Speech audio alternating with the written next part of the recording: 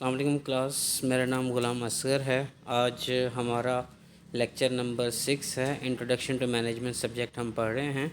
आपको last time मैंने discuss किया था कि आपका चैप्टर 6 एंड 7 पे बेस करती है ये आउटलाइन, और हम इस आउटलाइन पे पोर्शन में चैप्टर नंबर 6 को हम कम्प्लीटली डिस्कस कर चुके हैं। अब हमें चैप्टर नंबर 7 डिस्कस करना है। चैप्टर नंबर 7 में मैं आपको एक टॉपिक पहले ही पढ़ा चुका हूँ, द डिसीजन मेकिंग प्रोसेस। आज जो है चैप्टर नंबर 7 में से टॉपिक नंबर है जी 6।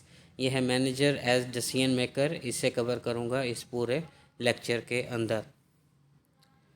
जी, आपको स्टार्टिंग में ही मैनेजमेंट के फंक्शंस पढ़ाए गए थे। आपको पता है कि मैनेजमेंट के टोटल 4 फंक्शंस हैं: प्लान, ऑर्गेनाइज, लीड, कंट्रोल।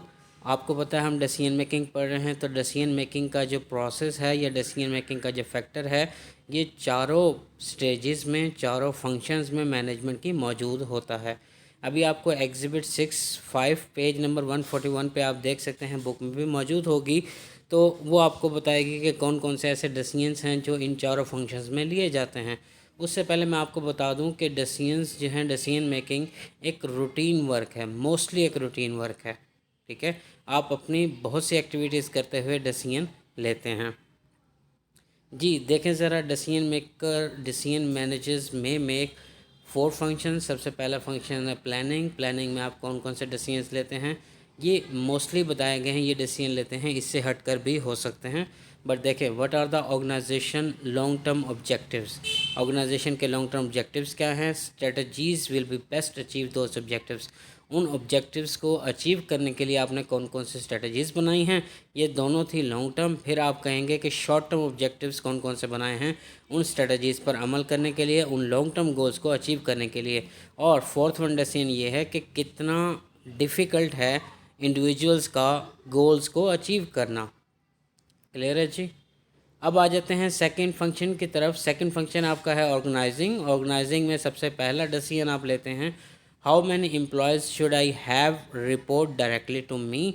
ठीक है, how much centralization should there be in the organization. Centralization का कॉन्सेप्ट समझ लें। सेंट्रलाइजेशन क्या होती है कि डिसीजन मेकिंग की पावर कितने पर्सन्स के पास है, इसे सेंट्रलाइजेशन बोलते हैं। अगर किसी एक ही पर्सन के पास टोटल डिसीजन पावर हो तो हम उसे सेंट्रलाइज सिस्टम कहते हैं। और अगर उसने अपने डिसीजन मेकिंग की पावर को डिवाइड कर दिया और बहुत से एम्प्लॉयज़, सुपरवाइज़र्स, ठीक है, अदर मैनेजर्स को दे दी अपनी डिसीजन मेकिंग की पावर, उसको तकसीम किया, तो फिर उस सिस्टम को हम कहते हैं डिसेंट्रलाइजेशन। आजकल डिसेंट्रलाइजेशन को प्रेफर किया जाता है ताकि प्रोसेस को एफिशिएंटली किया जा सके और एम्प्लॉयज़ को भी एम्पावर किया जा सके। फिर है how should job be design. Job के कौन कौन से टास्क आपको परफॉर्म करने होंगे।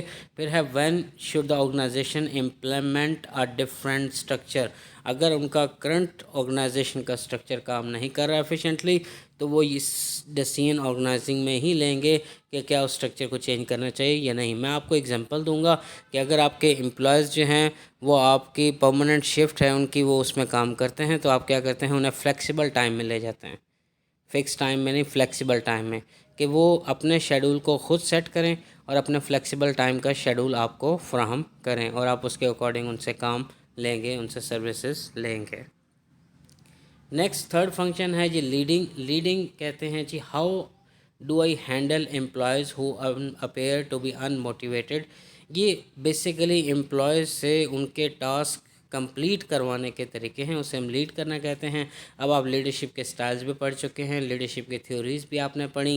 ठीक है, तो जो एम्प्लॉयज़ अनमोटिवेटेड होते हैं तो आपने उनमें से कौन सा मेथड यूज़ करना है जिससे उन्हें मोटिवेट किया जा सके, या फिर आपका लीडरशिप स्टाइल कौन सा आपको चूज़ करना चाहिए जिससे आप दूसरों को मोटिवेट कर सकें। मैं आपको कुछ स्टाइल के एग्जांपल दे देता हूँ।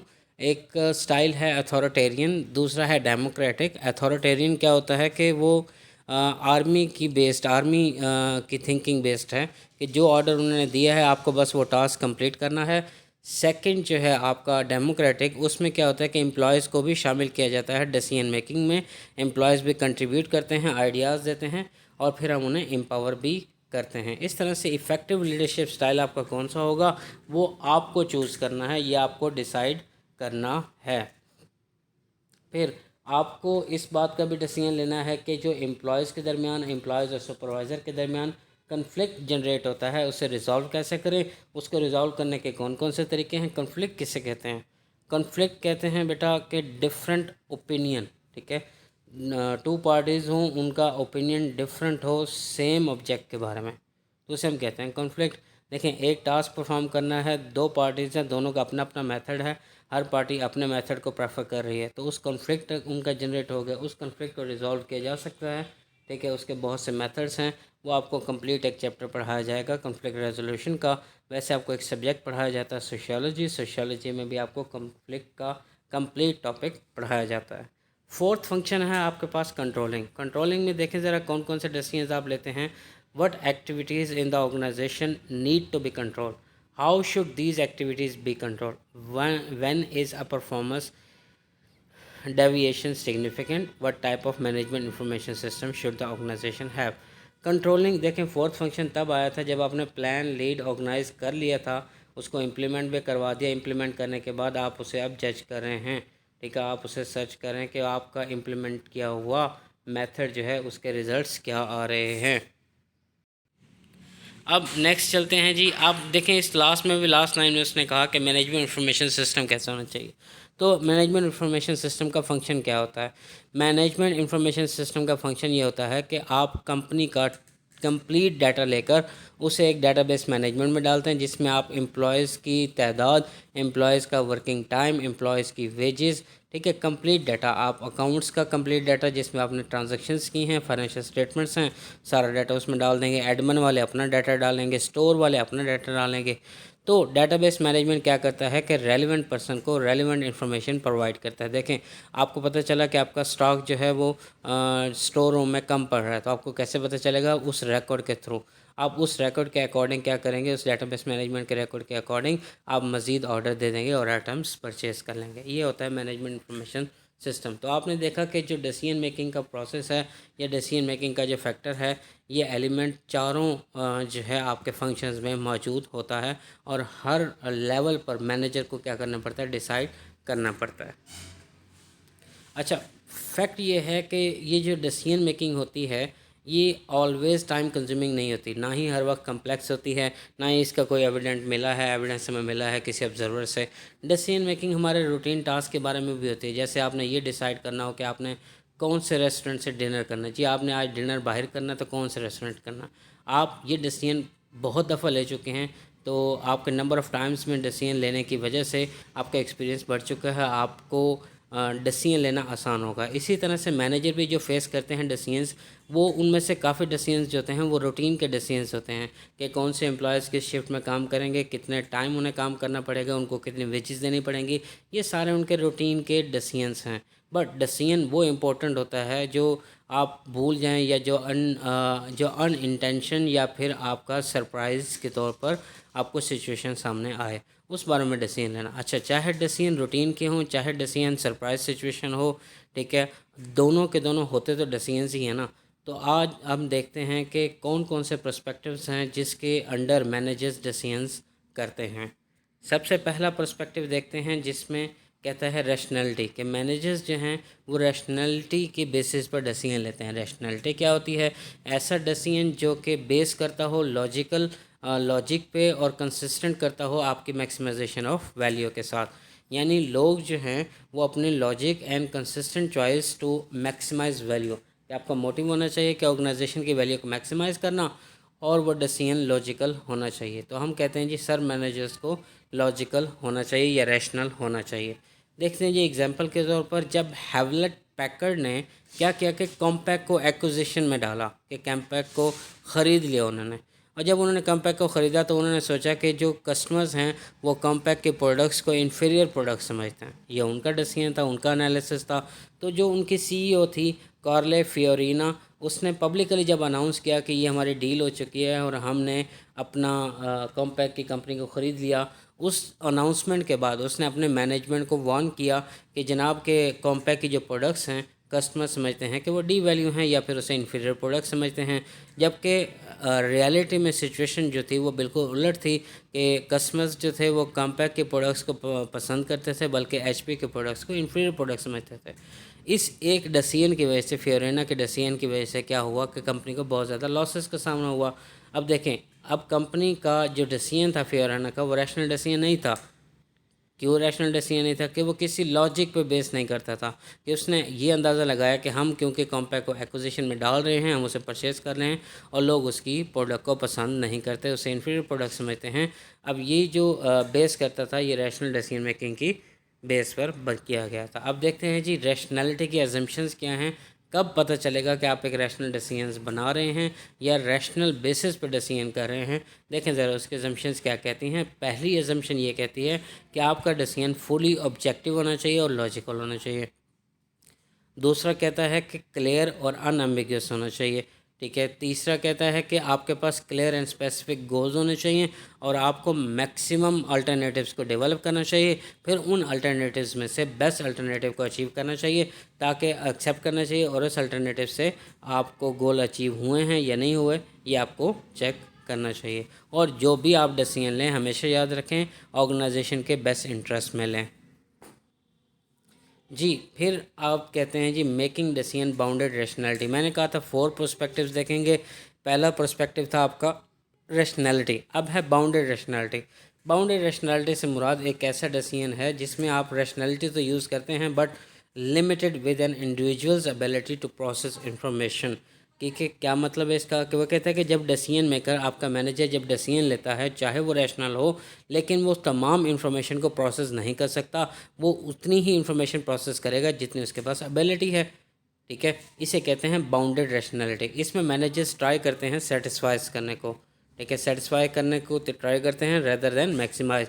लास्ट टाइम हमने ये पढ़ा रैशनैलिटी में, हमने ये देखा था कि आप ऑर्गेनाइजेशन की वेल्थ को मैक्सिमाइज करना चाहते हैं, नहीं, आप सिर्फ ऑर्गेनाइजेशन के गोल को सेटिस्फाइज करना चाहते हैं, तो वो उस सोल्यूशन को एक्सेप्ट कर लेगा जो गुड एनफ होगा, परफेक्ट नहीं, गुड एनफ।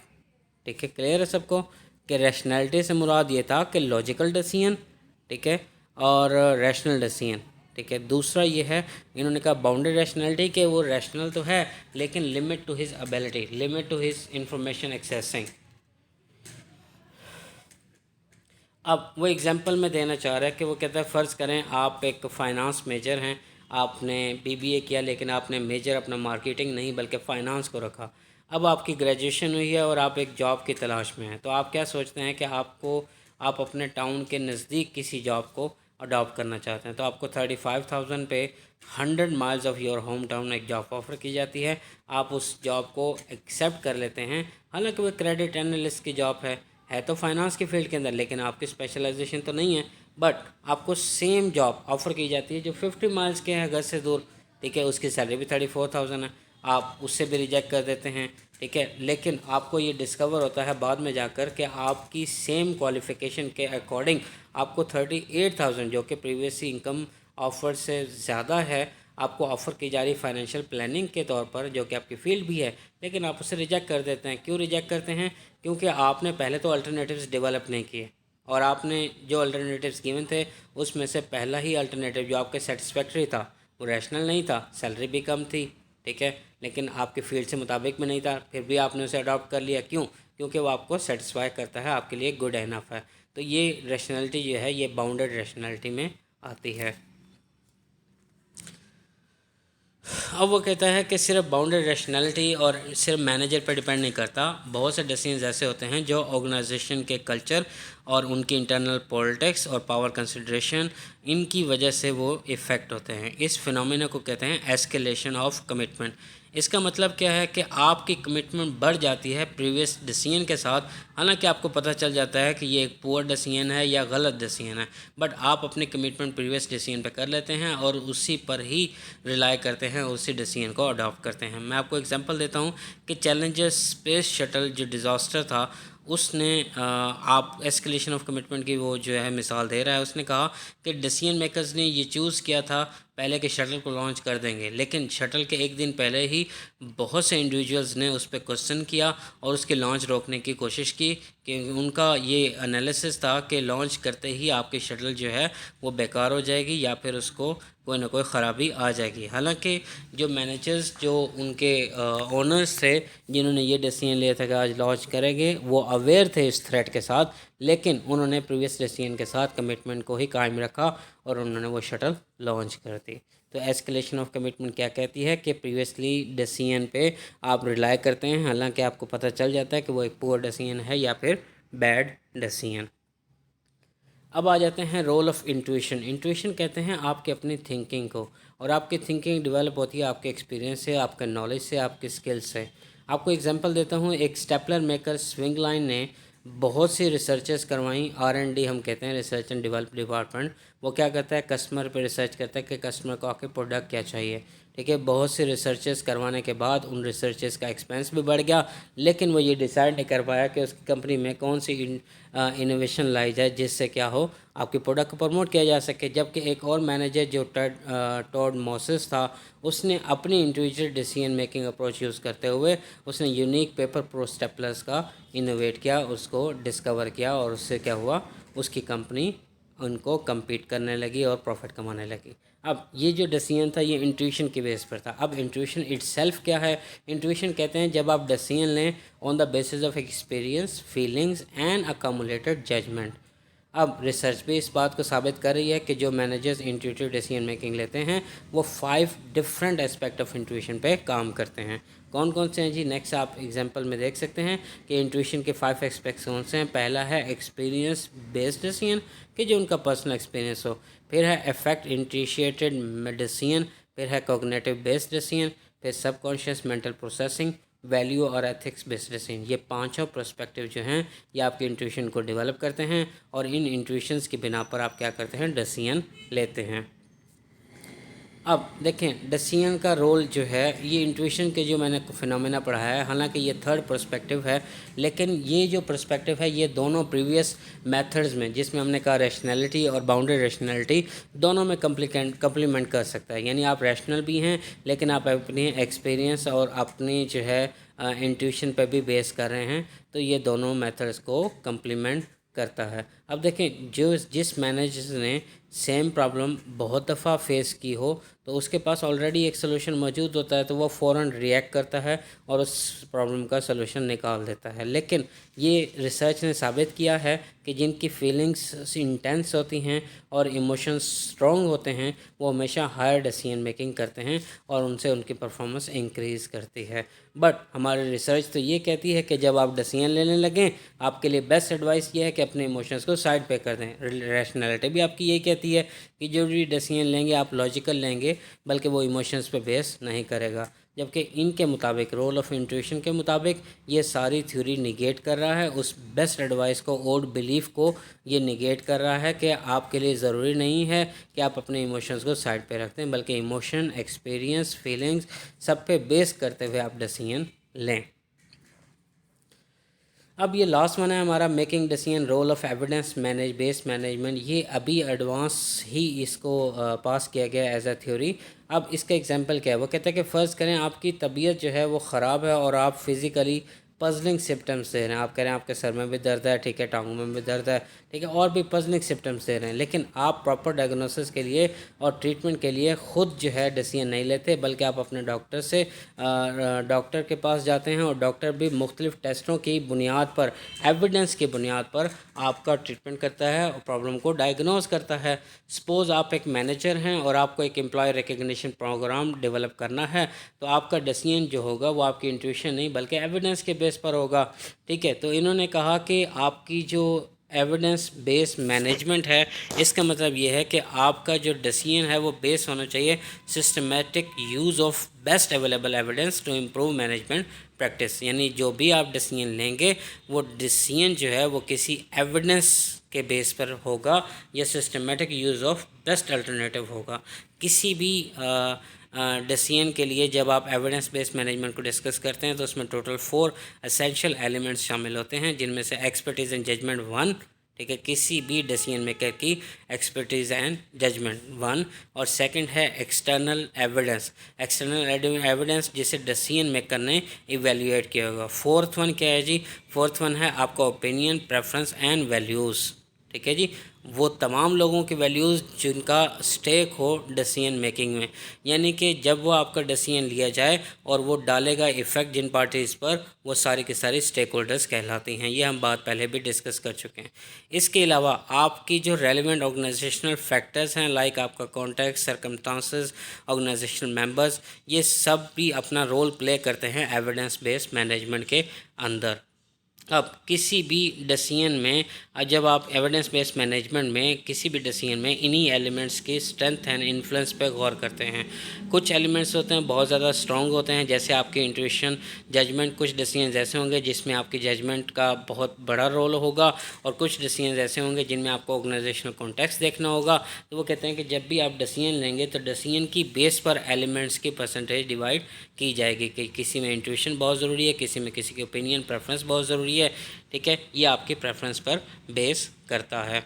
ये आपका एक लेक्चर जो है टोटली आपका मैनेजर्स मेकिंग डिसीजन पे बेस करता था।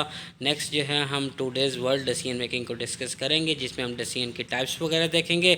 आपका कोई भी क्वेश्चन हो हम उसे जूम मीटिंग में ज़रूर उसे डिस्कस करेंगे। Thank you so much. अल्लाह हाफ़िज़।